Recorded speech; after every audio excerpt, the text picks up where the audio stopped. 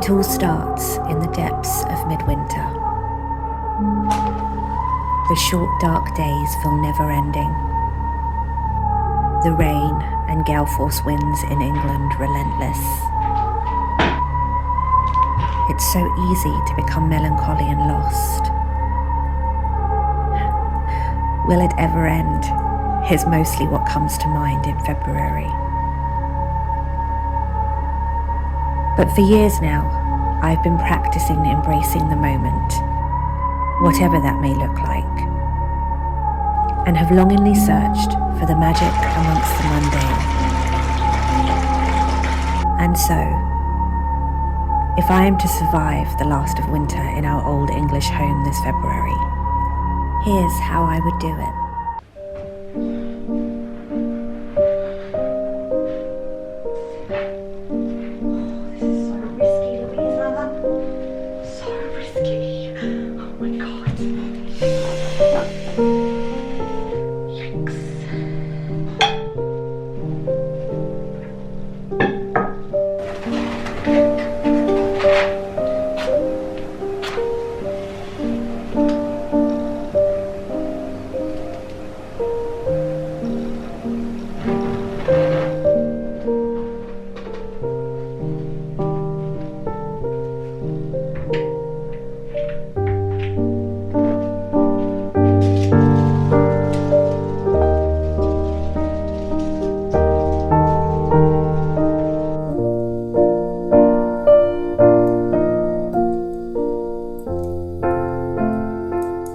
I've got quite a soggy box of snowdrops here, which I'm about to plant up in some of my really lovely vintage bowls that you will have seen me probably do stuff like this in here before.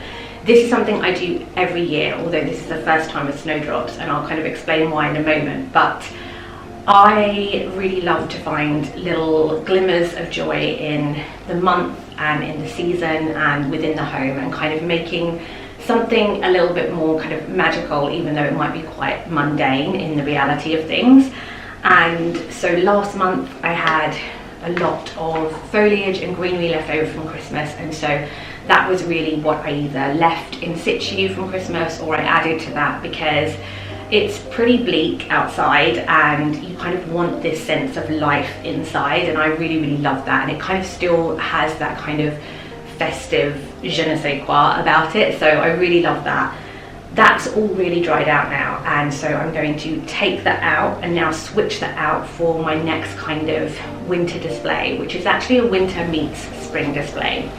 So as I said, I do this every year. I plant up spring bulbs that I force indoors. This is a very traditional ritual for me to do this, and I would usually use muscari particularly, because I absolutely love it. It's my favourite spring bulb, particularly in the blue, although I use the white as well.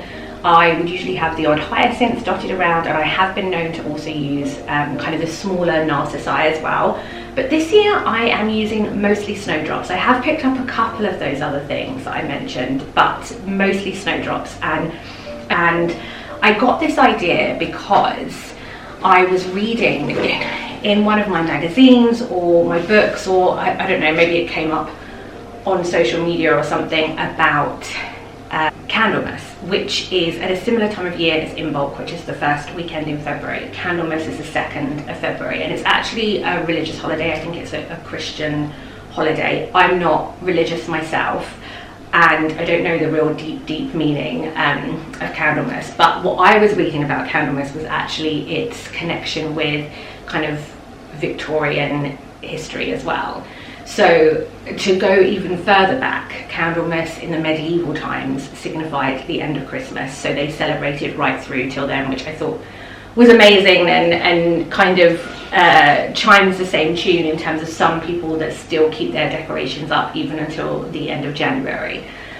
And then in the Victorian times, and obviously this is what I was really interested in, because our house being Victorian, I love kind of reading how maybe people that lived here before might have celebrated certain things across the year within the home and what have you, but it really signified the end of winter and the beginning of spring. I know it's not spring yet, definitely not spring out there, but that is what it kind of signified, and it's kind of this sense of hope, and there would be certain food that they would cook and what have you, and probably lots of other things. But one of the things that I read was really symbolic at Candlemas in the Victorian times was snowdrops, because they tend to be in bloom at that point in time.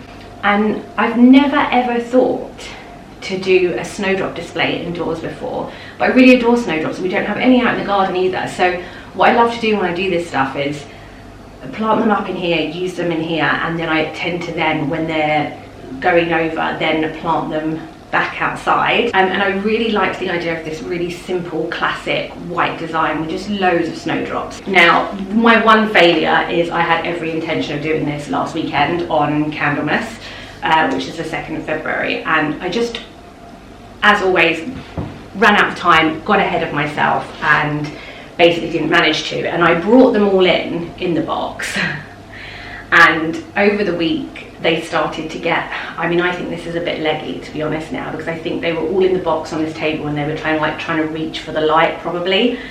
Some of them are going over, not all of them, and there's still more to come up, but I'm just a bit disappointed in myself that I didn't sort it sooner, because I've kind of wasted a week here. So what I would usually do is I would usually use lots of different things that I own: old vases, old jars, vintage bowls. These I always use at this time of year without fail. They're my Delft bowls I got in a charity shop, but I really love old rustic vintage pots as well. And one of the things I really struggle with is quite often I have bought them in the past, but I can only really use them in the garden because wherever I've got them from, haven't had the saucers, so just not good for having indoors. They'd obviously leak and ruin things. But I was able to get some in this garden centre with the little saucers that you would need for doing this are obviously your bulbs, and you could just buy them as bulbs. I bought them obviously already potted up, and to be honest, I'm just kind of going to use them in that way and fit them in bowls, so it's a very quick and easy way of doing it. You might need some extra soil. For drainage purposes, having pebbles at the bottom of bowls are really good. I don't have any this time, so we're playing fast and loose with this and kind of just very realistic potting up of these.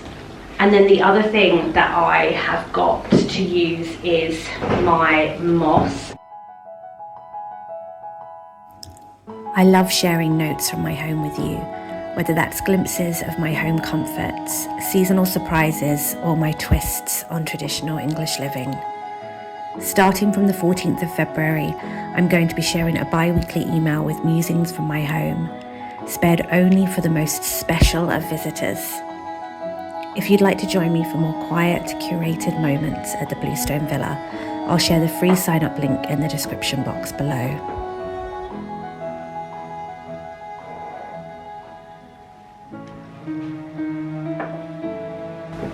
Just got myself a nice jam and toast tea whilst I finish up with these. So I've planted up most of my snowdrops now. I've got a couple of other pots of snowdrops, but it's mostly then the muscari and the hyacinth that I still need to do. And so I'm now going to move on to this, which is one of my favourite vintage pots that I've got.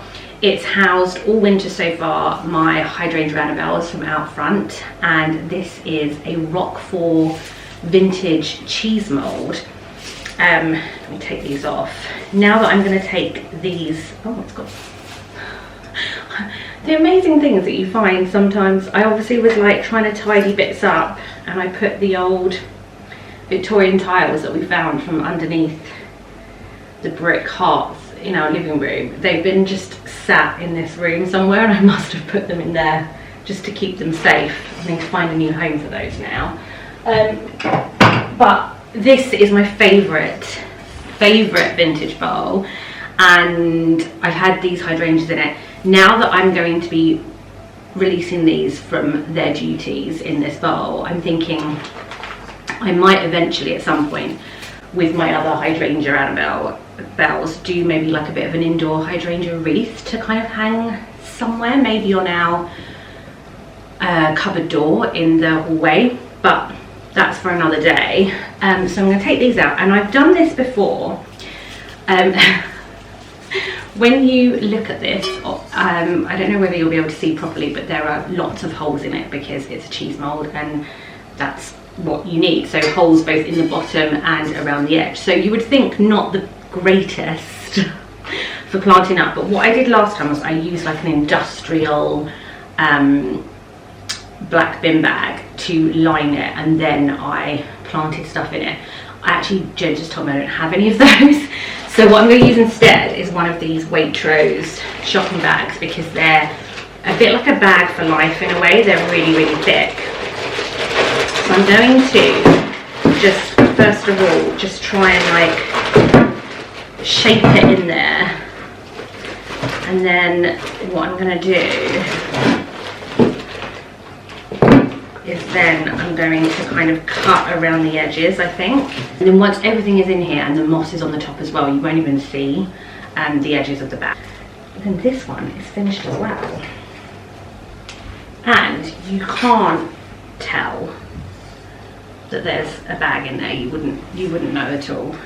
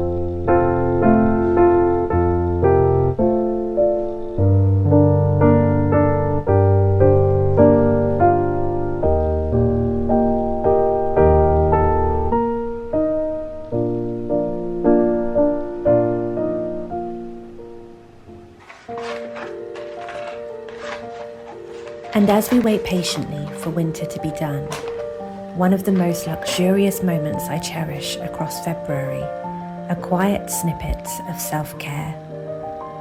A hot candlelit bath tends to be saved for before bedtime for most. But come the weekend, I treat myself to this lovely selfish moment as I start my day. The perfect beginning to a cozy Sunday spent by the fire.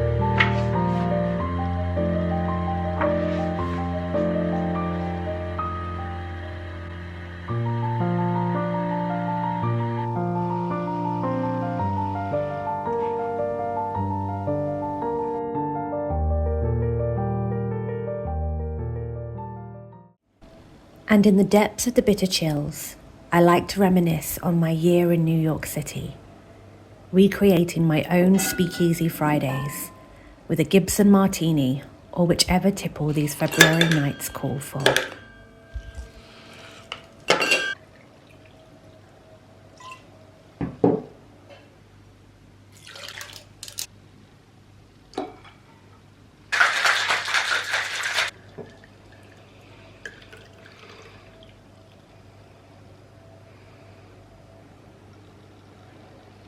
And that is how I find magic in February.